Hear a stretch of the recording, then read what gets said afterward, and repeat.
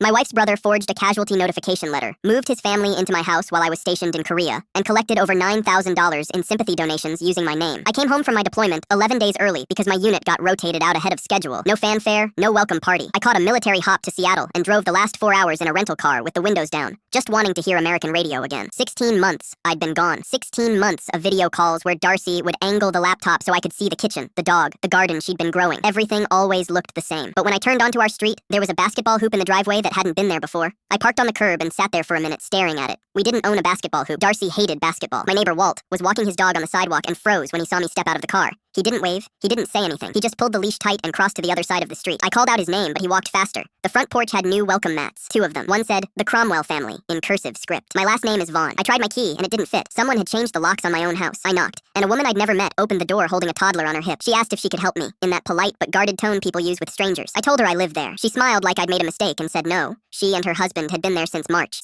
I deployed in January. I heard a voice from inside ask who was at the door, and then my brother-in-law, Grady, appeared behind her. The color drained from his face so fast, I thought he was going to pass out. The woman with the toddler was his wife, Pilar. I'd met her once at a holiday party 3 years ago. She didn't recognize me. Grady stepped outside and closed the door behind him, talking in a low voice. He said this wasn't what it looked like. Said Darcy had asked him to watch the house. Said things had gotten complicated. I asked where Darcy was. He said she was staying with her mother for a while. Darcy's mother lived in another state. Darcy hadn't spoken to her mother in 6 years. I walked around the side of the house to look through the windows. The living room had been completely rearranged. New couch, new curtains, a playpen in the corner. The framed photo of me and Darcy from our wedding that used to hang above the fireplace had been replaced with a family portrait of Grady, Pilar, and their 3 kids. I went back to the front and told Grady I wanted to see the paperwork, the lease, the deed, anything. He got quiet, then said there wasn't exactly paperwork because the arrangement was more of a family decision. I asked what family decision. He said the family had agreed it made more sense for someone to use the house since I wasn't going to need it anymore. Those exact words. Wasn't going to need it anymore. I drove to the VFW hall downtown because I didn't know where else to go. The woman at the front desk looked at my ID and then looked at me and then looked at the ID again. She said there had been a fundraiser in my name 4 months ago, a memorial fundraiser. She pulled out a flyer with my military photo on it and the words, "In loving memory," across the top. They'd raised $9,200 for my surviving family. She said the check had been picked up by my wife's brother, who told them he was handling the family's affairs during their time of grief. I sat in the parking lot of that VFW hall and called every number I had for Darcy. All disconnected. Her social media was gone. Her email bounced back. I called Grady's number and he actually picked up. He said I needed to understand that everyone had moved on and that coming back and disrupting things wasn't fair to the kids. He said Pilar had made the house a real home and the children were settled in school and it would be selfish of me to uproot them now. He said it like I was the one who'd done something wrong, like coming home alive was the inconvenience. I sat in that parking lot until the VFW hall closed and the lights in the lot shut off one by one. I had a house I couldn't enter, a wife I couldn't find, and a brother-in-law collecting charity in my name while sleeping in my bed.